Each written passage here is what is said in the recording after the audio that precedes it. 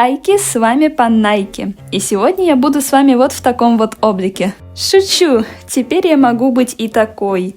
Да, я наконец-то смогла нарисовать спрайты к видео. Честно, я пока хз, насколько много спрайты моего маскота будут мелькать в этом видео, но в следующих видосах они будут использоваться намного чаще. Итак, теперь зачем же вы сюда кликнули? Прежде чем мы начнем, я хочу задать небольшой к вам вопрос. Насколько вы знакомы с эстетиками Dreamcore и Weirdcore? Да, это те самые странные, может быть, немного сюрреалистичные картинки из интернета. А теперь представьте, что это все игра в Роблоксе со своим лором, персонажами и историей. Да, речь в этом видео пойдет о моем любимом Critter Space. Кто-то уже, возможно, знает эту игру, а кто-то нет. Я вот вообще благодаря Critter Space получила свою первую популярность именно на этом аккаунте. Признаюсь честно, когда я впервые зашла в Critter Space, я думала, да, это просто эстетичная прикольная игрулька, что тут может быть такого? А потом я полезла в соцсети создателя игры и выяснила, что я ошибалась. Всю информацию я собирала и переводила лично из официального дискорд-сервера игры. И да, я сделала для вас подборку из 100 фактов. Некоторые из них удивят даже таких олдов, как я. Но сейчас я еще кое-что скажу на всякий случай. Геймплей на фоне видео сейчас немного старый, потому что, видимо, сейчас в Critter Space готовится какое-то глобальное обновление, и большинство локаций из видео на фоне сейчас в игре нет. Я буду помечать их вот таким значком, чтобы вы могли понимать, что в игре на данный момент есть, а чего уже нет. Ух, наконец-то мы теперь можем приступать. Ну, начнем с того, что Critter Space — это игра в Roblox в жанре ролевой исследовалки с элементами эстетик Dreamcore, Weirdcore и немного Travmacore. Раньше полное название игры звучало как Critter Space Weirdcore Hangout. Игра была создана 4 июня 2021 года. На данный момент в игру сыграло уже практически 6 миллионов пользователей. Welcome to Critter Space. You're not sure how you got here, and for some reason you're not sure if you want to leave. Именно так гласит описание самой игры. Перевод на экране. Название игры переводится как «Дом критеров» или «Пространство критеров». Игру несколько раз удалял Roblox из-за ложных жалоб пользователей. Critter Space — это лишь часть огромного пространства под названием Weirdscape. В дословном переводе это «странный ландшафт». Weirdscape — это отдельный слой реальности, проще говоря, смесь дезадаптивных сновидений и диссоциаций. Разрывы между слоями создают кошмары, и эти разрывы называются орба. А я их называю просто черными дырами, лол. Орбы могут быть безопасными, но внутри в них могут прятаться кошмары, которые заражают так называемым синдромом ночного кошмара. Существует 3 способа попасть в Weirdscape. Первый — это через кому или смерть, то есть тело становится критером, а память о жизни стирается. Второй способ — это родиться внутри Weirdscape. И третье — через глубокий сон. Причем частые визиты во снах повышают риск застрять навсегда. В Critter Space живет около 20 основных персонажей, но в этот топ попадут далеко не все. Почему?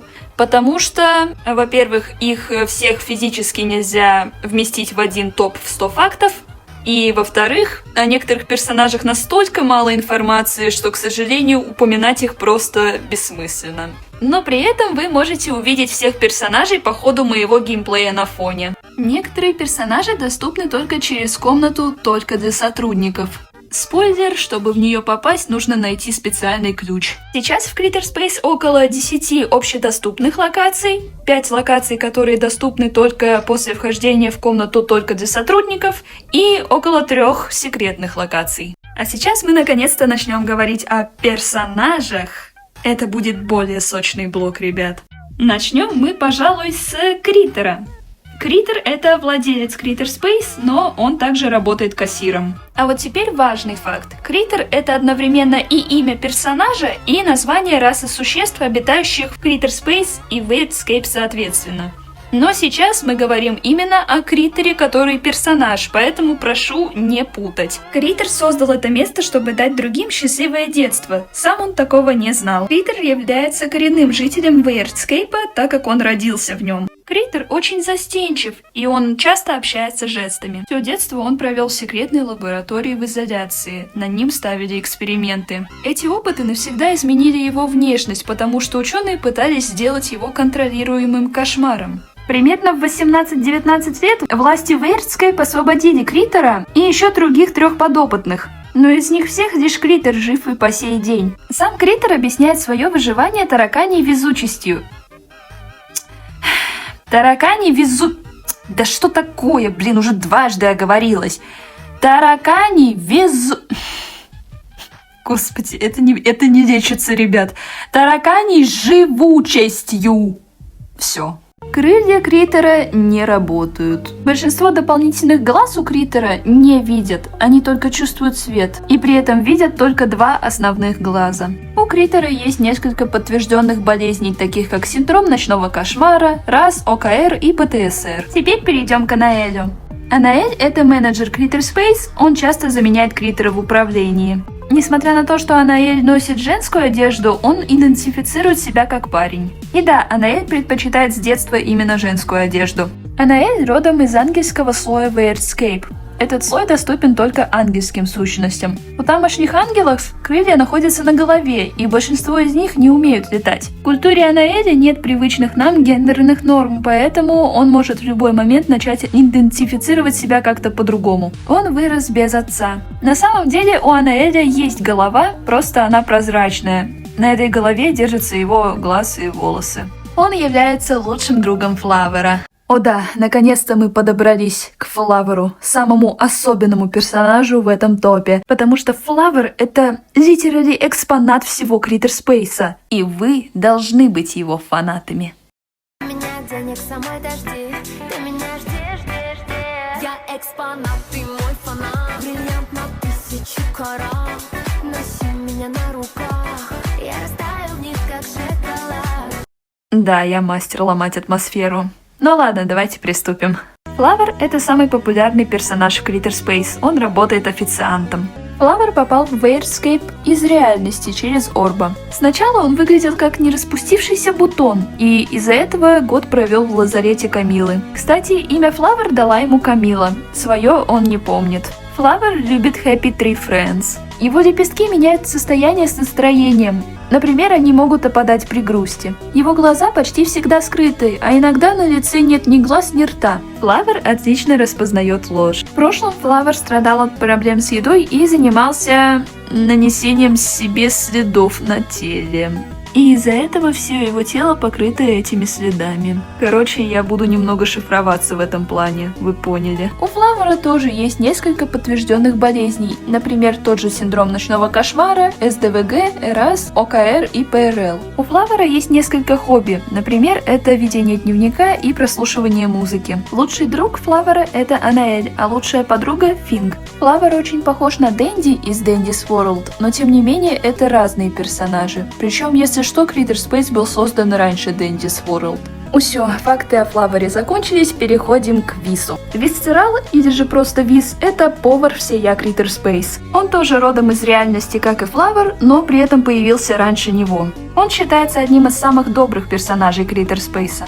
Вис умеет готовить еду из собственной плоти. Этот его процесс называется сбор урожая. При этом мясо и шерсть его отрастают, но кости и зубы нет. Он тайком забирает у Флавера канцелярские ножи, чтобы тот не наносил себе следов. Вис не любит соль, потому что она обжигает его после его сбора урожая, и не любит лето. Ходят слухи о том, что у Виса есть так называемый вентиляционный друг. Если вкратце, то в старых версиях игры был вот такой вот зайчик. И, возможно, этот зайчик как раз является этим вентиляционным другом. Но это не было подтверждено официально, это просто старые догадки из моего сообщества по Криттерспейс. Кстати, я буду очень вам признательна, если вы подпишетесь на один из этих телеграм-каналов, а лучше сразу на оба, потому что ими управляю я.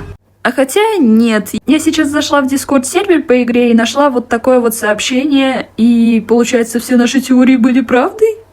Офигеть. Официально только у Флавера и Виса известны дни рождения. У Флавера это 2 августа, у Виса это 4 июня. День рождения Виса совпадает с датой создания игры. Камила считает Виса медицинской загадкой. Стоп, Ника, что за Камила? Ты ее упомянула несколько раз в видео, но до сих пор не объяснила, кто это? Не беспокойтесь, ребят, сейчас я вам все расскажу. Камила — это главная медсестра в Криттерспейс.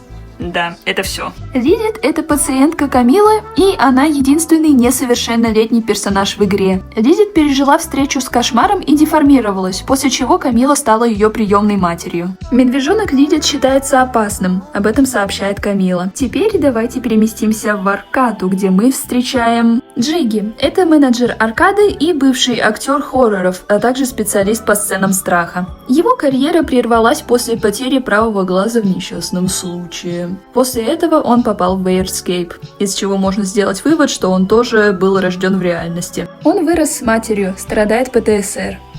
Почему в Critter Space каждый второй персонаж страдает ПТСР? Я немного этого не понимаю. Флавер тайно влюблен в Джигги. Джигги об этом не знает. Раньше Финк вместе с Джигги работала в Аркаде, но теперь она помогает устраивать дни рождения в боулинговой зоне. 6-7! Сори за скример. У Финк есть официальная жена, это Фелис. А теперь давайте мы поднимемся повыше и залезем в паутину к Сэдди.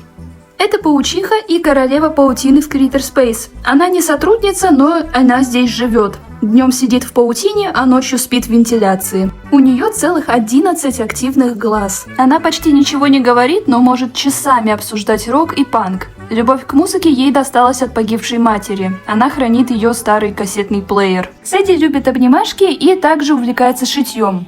Ну и вязанием паутины соответственно. А сейчас мы вновь ненадолго спустимся в Аркаду, потому что сейчас мы будем говорить об Тарт Кейк. Или же просто Тарт. Это главная уборщица в Аркаде. Ее первая фраза «Sweep, sweep, sweep» может быть отсылкой к швабре из Baldi's Basics.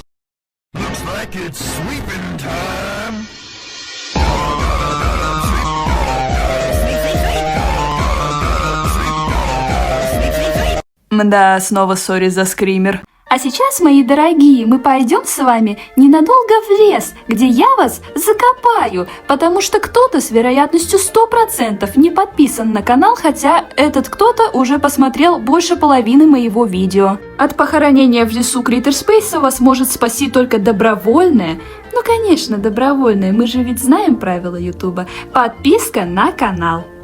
Спасибо большое. Приступаем дальше. Калиопа — это грибная королева в Critter Space, и она один из немногих персонажей, которые раскрывают лор Critter Space прямо в самой игре. Да, та самая клоунада несколькими секундами ранее была для этого одного факта.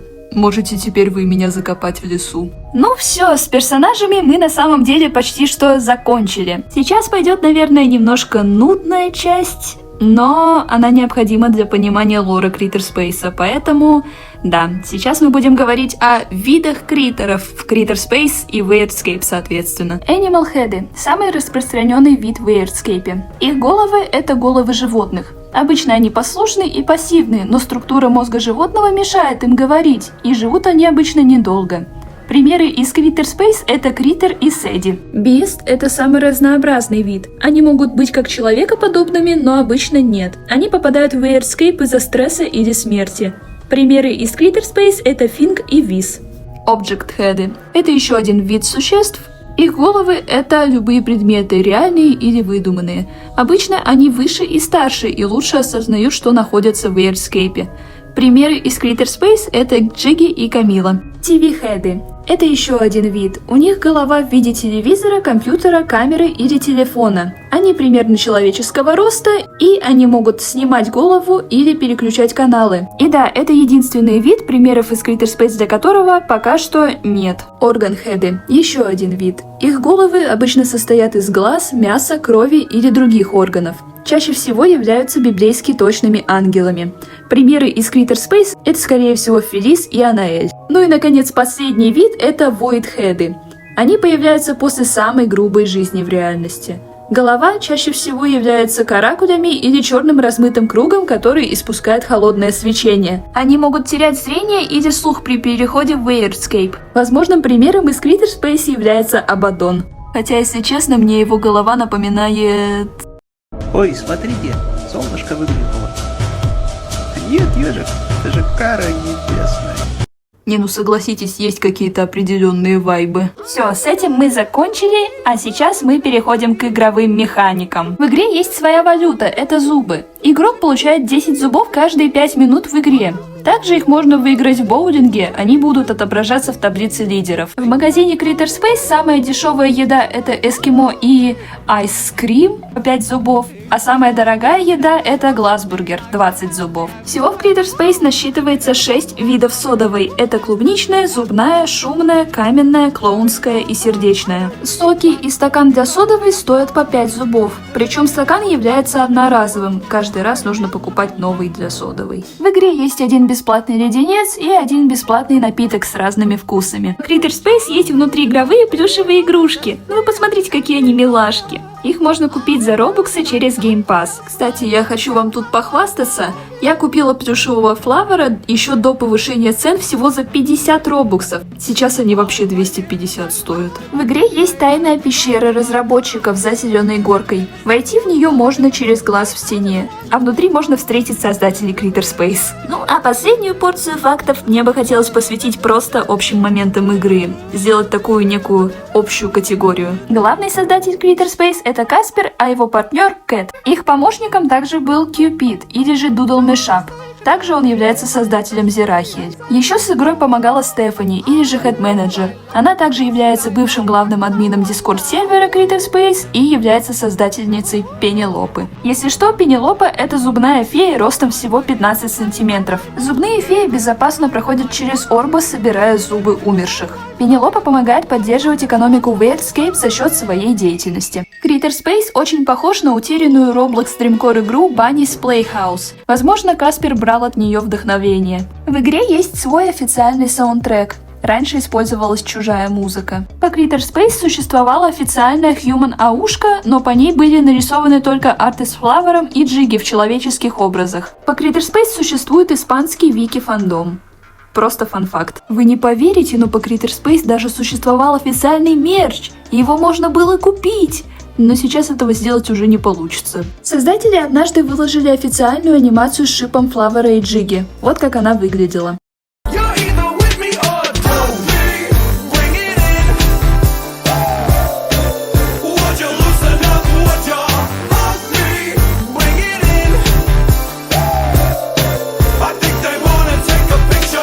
Ох, ребят, вы потекли от такого? Я да. Соточка. 4 июня 2026 года игре исполнилось 5 лет. Именно к этому событию я хотела подготовить видео, но немного опоздала. Что ж, вот и подошли к концу эти огромные 100 фактов. Честно, мне бы хотелось сюда добавить побольше пошлых шуточек, если вы понимаете, о чем я. Но мы же все-таки тут серьезные вещи обсуждаем, а не на OnlyFans сидим. Но тем не менее, спасибо всем, кто посмотрел это видео. Всем, без исключения. Я готова вам всем расцеловать пятки, кто досмотрел мое видео до конца. Еще раз спасибо вам всем за это большое приключение длиной почти 18 минут. Ну а теперь всем обнимайки, с вами была Паннайки.